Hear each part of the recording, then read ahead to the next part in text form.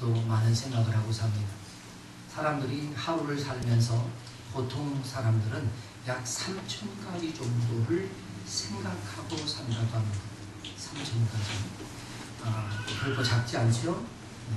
그런데 그 많은 생각들을 하면서 우리는 무엇을 위해 생각하는가 하는 겁니다. 사실 고민하지 않고 이 땅에서 발전할 수 있거나 성장할 수 있는 것은 전혀 없다라고 봐야 합니다. 우리 인류가 이만큼 발전하고요, 이만큼 성장한 데는 수많은 사람들의 고민을 통해서 만들어 온 결과라고 봐야 할 겁니다. 고민이라는 말은요, 마음속으로 괴로워하며 힘쓰는 거예요. 내 마음속으로 괴로워하며 힘쓰는 거예요. 그러니까 무엇인가를 풀어내기 위해 해산의 고통과 같은 그런 경험을 하는 사람은 반드시 좋은 결과물들을 얻게 될 것이다 하는 겁니다. 여러분, 나가노 데치오라고 하는 사람을 아십니까? 나가노 데치오. 그러면 강상중이라는 분을 아십니까? 이 두 사람은 같은 인물입니다. 이 나가노 데치오, 그는 제1교포 2세입니다. 그가 어릴 때 일본에서 일본인의 이름으로 살았지만 일본 사람들에 의해서 상당히 많은 어려움을 겪으면서 그는 자신의 정체성에 관해서 혼란스러웠고 그로 인해서 방황했다고 합니다. 그러던 그가 1972년에 한국을 처음 방문합니다. 그 나이 23살이었습니다. 그때 그는 자신의 정체성을 확인을 하고 그의 이름 나가노 데치오를 버립니다. 그리고 강상중이라고 하는 이름으로 그의 제2의 인생을 시작합니다. 그는 동경대 정치학과를 나왔고, 그리고 우여곡절 끝에 그는 동경대 교수, 최초의 한국인으로서 동경대 정교수가 된 분입니다.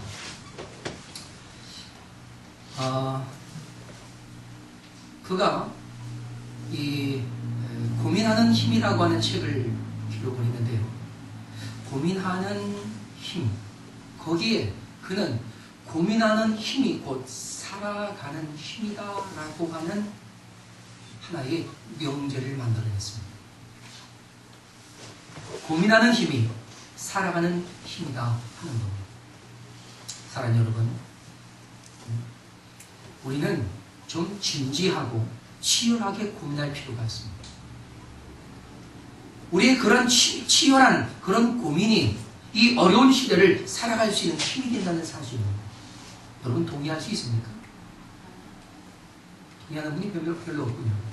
왜? 고민하는 것이 좋아하지 않기 때문입니다. 가능한 한 편하게 살고 싶은 거죠. 그러나 여러분, 모든 고민이 다 발전하고 성장을 가져오는 것은 아니더라 하는 겁니다. 어떤 고민은 오히려 발전에 방해가 되기도 합니다. 여러분의 고민은 여러분의 인생을 발전시킬 수 있다는 사실을 여러분은 아셔야 합니다. 그러나 때로는 그 고민이 여러분의 인생에 해가 될 수도 있다는 것도 알아야 합니다. 그러니까 고민에는 성공할 수 있는 고민이 있고 성공에 별로 도움이 되지 않는 고민도 있다라고 하는 겁니다. 성경은 잠언서 15장 22절에 이렇게 말하죠. 의논이 없으면 경영이 무너지고 지략이 많으면 경영이 성립한다. 여러분, 의논과 지략 뭡니까? 고민을 통해서 이루어지는 것 아니겠습니까? 걱정과 고민은 좀 달라요. 걱정은 염려예요. 염려는 우리에게 아무런 도움이 되지 않습니다. 염려는 우리의 믿음을 갉아먹는 좀과 같은 거지요.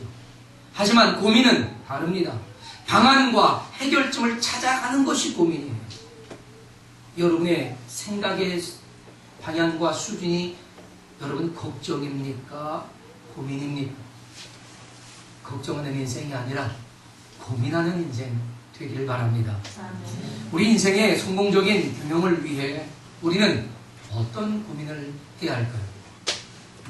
오늘 우리는 본문 말씀을 통해서 우리 인생의 아주 중요한, 아주 소중한 고민을 배울 수 있게 되길 바랍니다. 먼저 여러분 요즘 무엇을 고민하고 계신가 한번 떠올려 보십시오. 그렇다면 그 고민은 어떤 고민입니까? 오늘 본문을 통해서 여러분의 고민이 어떤 고민인가를 확인해보고 진단해보고 또 우리 인생의 성공적인 경영을 위한 고민의 방법이 무엇인가를 깨닫게 될 수 있기를 주님의 이름으로 축복합니다. 그럼 우리는 어떤 고민을 하고 있습니까? 어떤 고민? 우리는 어떤 헛된 것들을 꿈꾸며 고민하고 있는 것은 아닌가요?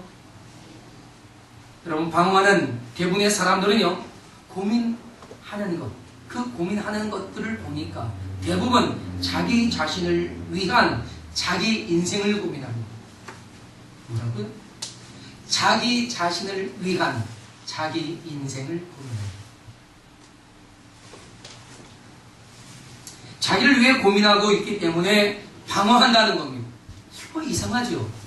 우리는 우리를 위해서 고민해야 우리가 성장하고 발전하는데 이상하게도 저는 오늘 여러분이 이해하지 못할 것 같은 말을 합니다.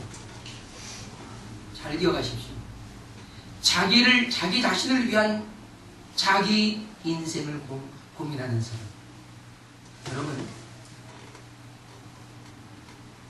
우리가 자기 자신을 위해서 고민하지만 하나님을 위한 내 인생을 고민하는 사람은 별로 많지 않은 것 같습니다. 하지만 하나님을 위한 나의 인생을 고민하는 사람은 방황하지 않다라는 겁니다. 왜냐하면 내 인생을 복음을 위해 던질 만한 분명한 가치를 그가 알고 있기 때문인 겁니다. 저는 모든 인생의 방황은 고민과 반드시 상관관계가 있다라고 저는 봅니다. 자기 자신을 위한 인생의 고민이 잘못되었다는 것보다는 자기 자신을 위한 인생의 고민에서 복음을 만나지 못하기 때문에 잘못되어져 간다는 겁니다.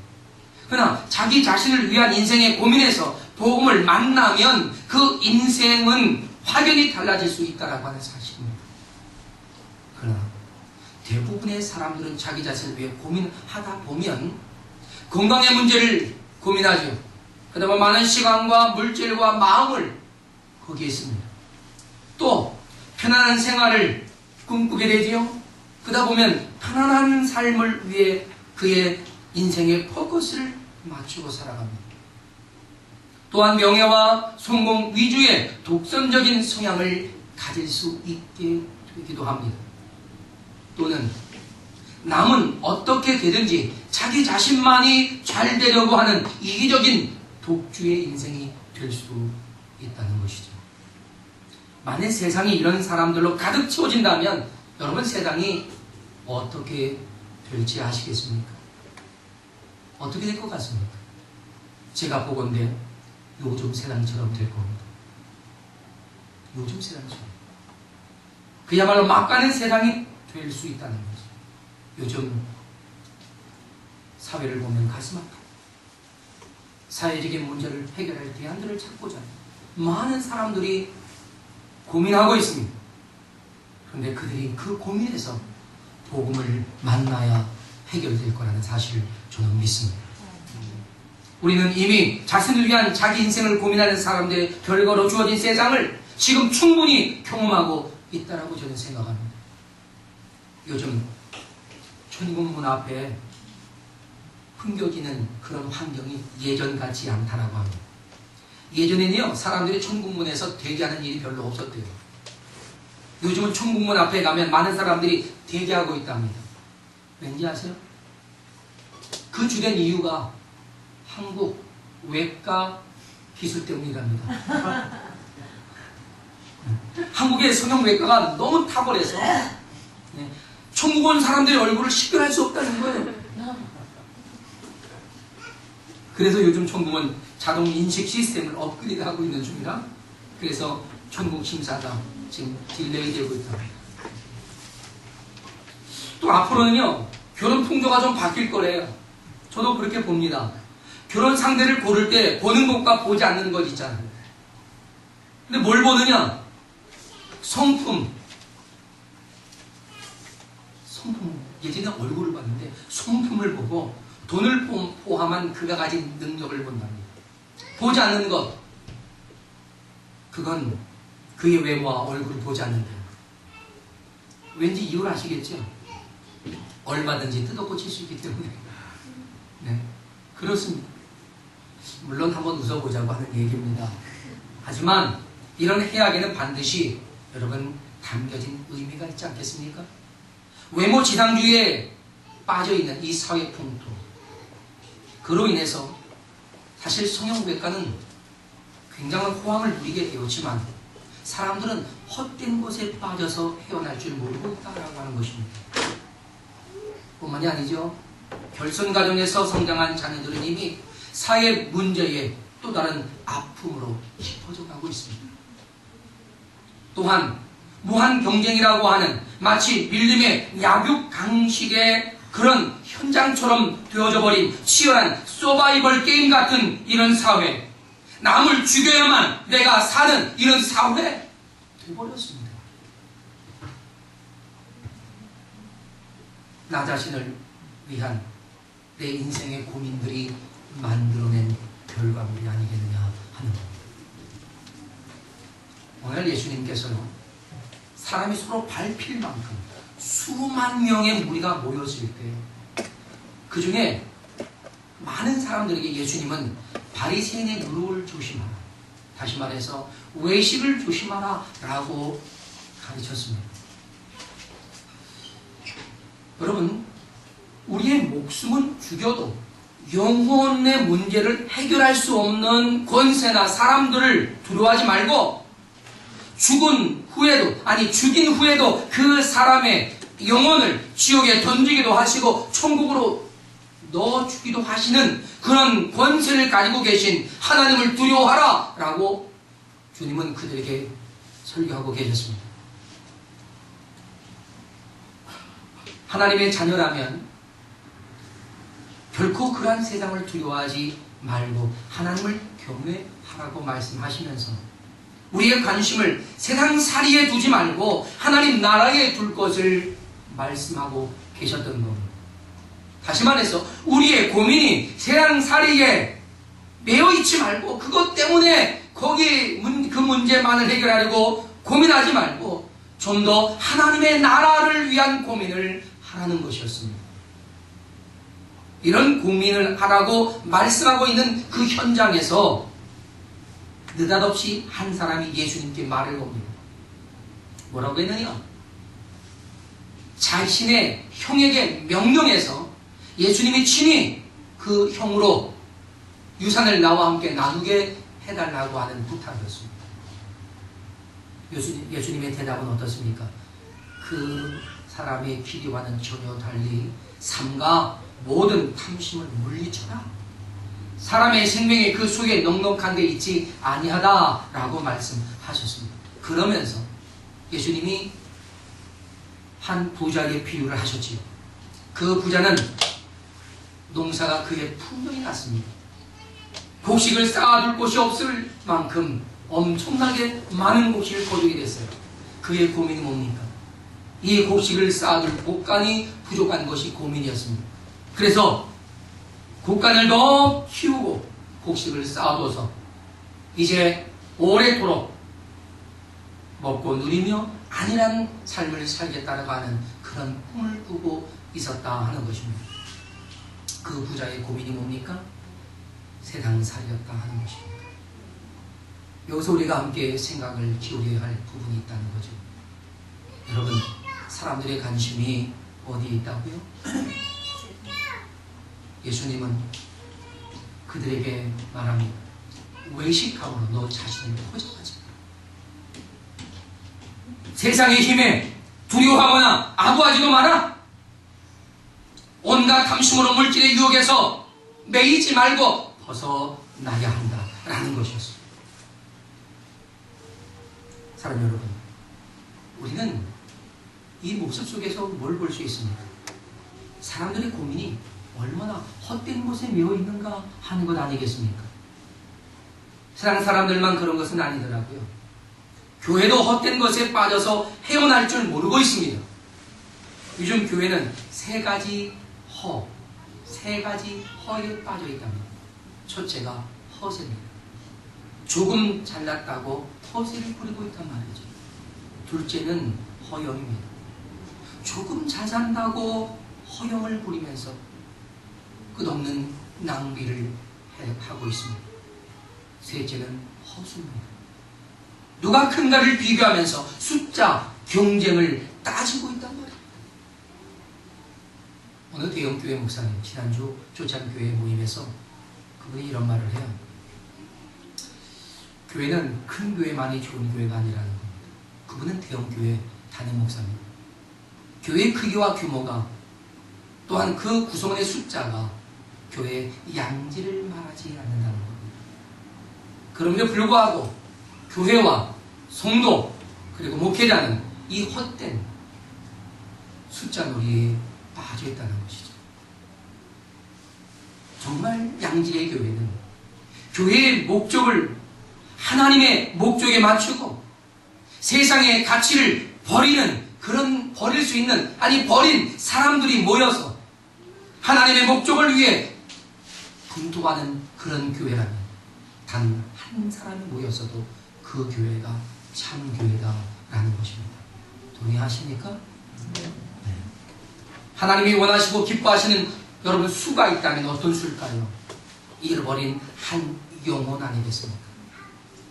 주님은 그를 찾아서 구원하시는 것에 관심이 있지 않겠냐 말입니다. 대부분의 사람들이 고민하는 것들 가운데 대부분은 하나님의 고민과 너무나 많이 다르다는 것입니다. 사랑 여러분, 진리는요 허세를 부리지 않습니다. 진리는 허용으로 치장하지 않습니다. 진리는 허수를 추구하지 않습니다. 다만 진리는 생명을 구원하는 일에만 관심이 있습니다. 천국에 들어가야 할 영혼들에게 관심이 있을 뿐입니다. 이처럼 우리의 고민 대부분은 우리 목숨을 위하여 무엇을, 우리 몸을 위하여 무엇을 이라고 하는 고민을 던지고 있죠. 우리는 이런 고민을 확 바꾸자. 무엇을 위해 내 목숨을 내놓을까? 무엇을 위해 내 몸을 헌신할까? 이런 고민으로 바뀌게 되지 않겠습니까? 할렐루야. 그래서 저와 여러분의 고민이 이렇게 바뀌기를 바라고 한국교회와 세계교회가 그런 고민을 통째로 바꿔갈 수 있기를 바랍니다. 그래야 이 시대의 희망이 있고 그래야 온전하고 새로운 것을 기대할 수 있다고 하는 것입니다. 그렇다면 우리의 고민 어떻게 바꿔야 할까 하는 겁니다. 우리가 꿈꾸고 고민해야 할 바른 그 고민은 무엇일까 하는 거죠. 그것은 내 인생을 던질 만한 참된 가치를 위해 고민하지 않은 겁니다. 오늘 예수님은 우리에게 이렇게 말씀하십니다. 너희 목숨을 위하여 무엇을 먹을까? 너희 몸을 위하여 무엇을 입을까? 뭐하지 말라? 염려하지 말라. 다시 말해서 목숨을 위하고 몸을 위한 고민은 방향 자체가 잘못되었다는 것입니다.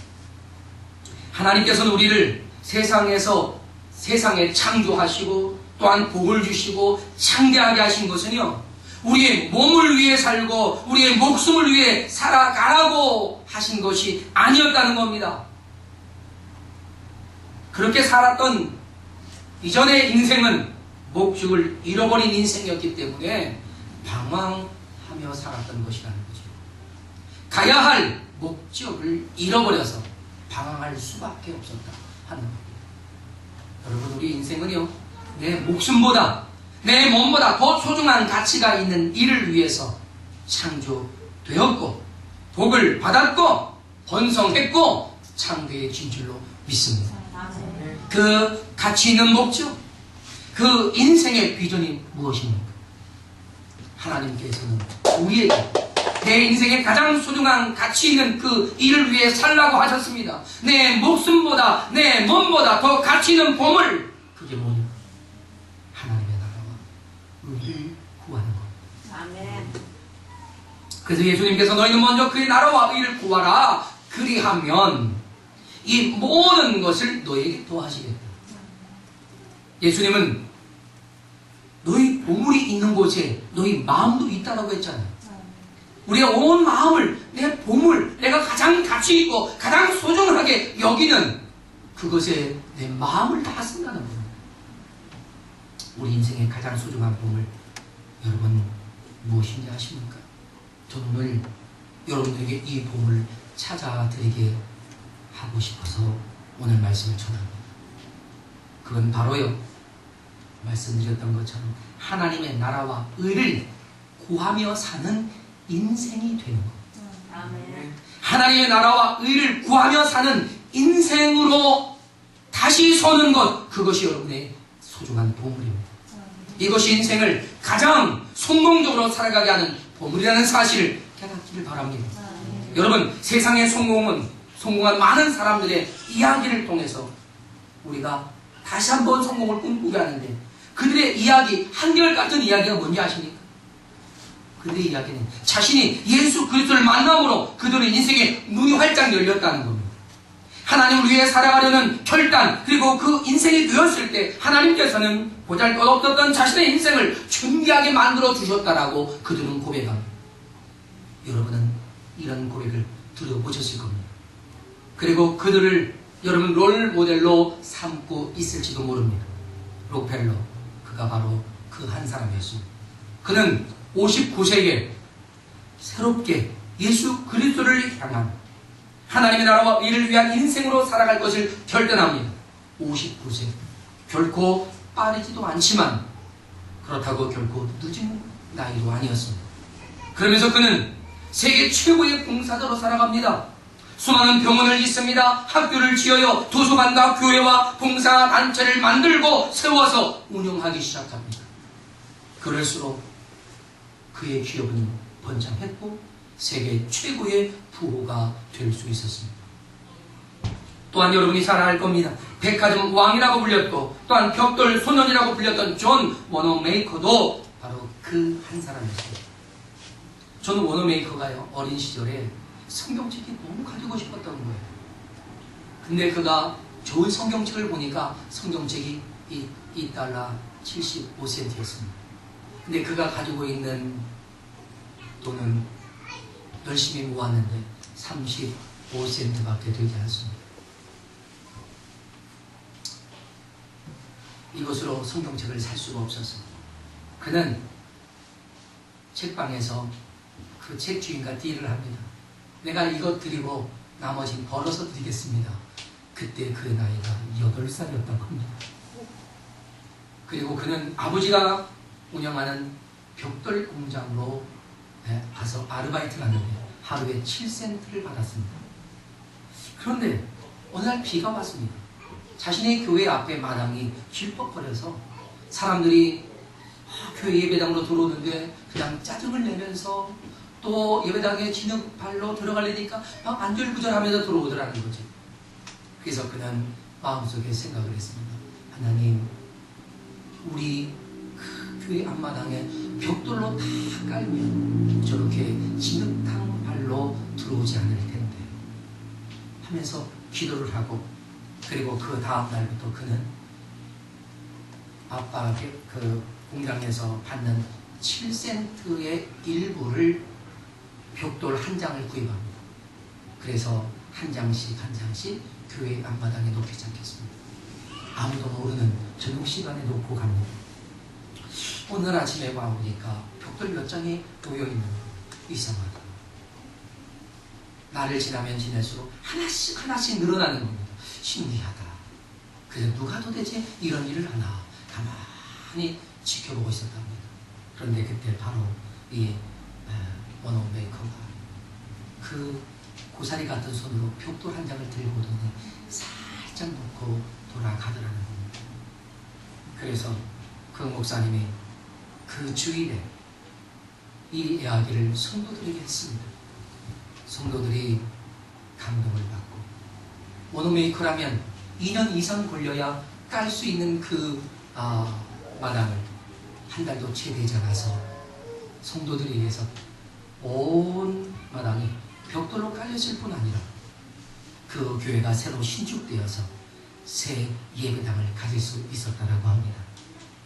여러분, 저는 지금 그가 벽돌 한 장을 깔았던 그 이야기를 하려고 하는 것이 아닙니다. 저는 14살 때 그의 아버지를 잃습니다. 그리고 가정이 굉장히 어려워서 그는 학교를 중단했고 작은 상점의 종원으로 들어갑니다. 지배인이 됩니다. 사장이 됩니다. 그리고 그는 미국에 종으로 백화점을 창설합니다. 그리고 그는 백화점 왕이 되었습니다. 그의 탁월한 경영 능력은 나라도 인정을 해서 그가 미국의 최신부 장관이 됩니다. 그리고 그는 65년 동안 전 세계 YMCA 건물을 짓습니다. 65년 동안 그가 행한 일이었습니다. 그리고 67년 동안 그는 주일학교 교사로 어린이들을 가르칩니다. 존 워너 메이커는 하나님의 나라와 의를 위해 그의 인생의 우선순위를 정했던 사람입니다. 근데 그가 남긴 유명한 어록이 있습니다. 이 말은 많은 사람들이 마치 성경 구절처럼 인용하는 말이기도 합니다. 그가 최신부 장관을 할 때에 그가 한 말이었습니다. 그가 이런 말을 했습니다. 장관은 내겐 부업이고 주일학교 교사가 나에게 본업입니다. 하나님의 나라와 그의 일을 위해 사는 그의 인생이 그에게 가장 소중한 보물처럼 존귀하게 여기는 사람이라면 그 인생은 하나님께서 축복과 창량과 번영을 일으킨다는 사실입니다. 할렐루야. 사랑하는 여러분, 여러분 인생의 꿈을 꾸고 계십니까? 여러분 어떤 고민을 하고 계신지,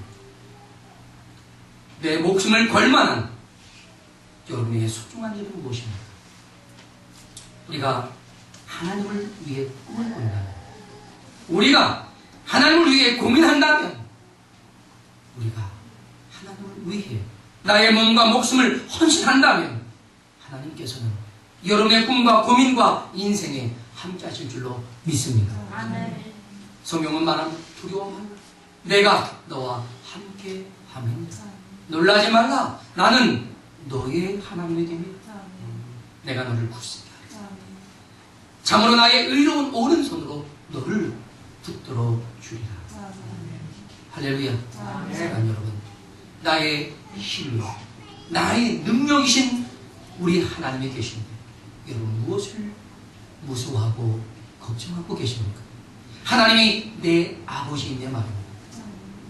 이제 우리는 주님을 위한 우리의 인생의 목적이 세상에서 가장 존귀한 가치요 성공하는 인생을 위한 보물인 것을 깨닫고 하나님 나라와 의를 위해 고민하는 저와 여러분이 되어지시길 주님의 이름으로 축복합니다.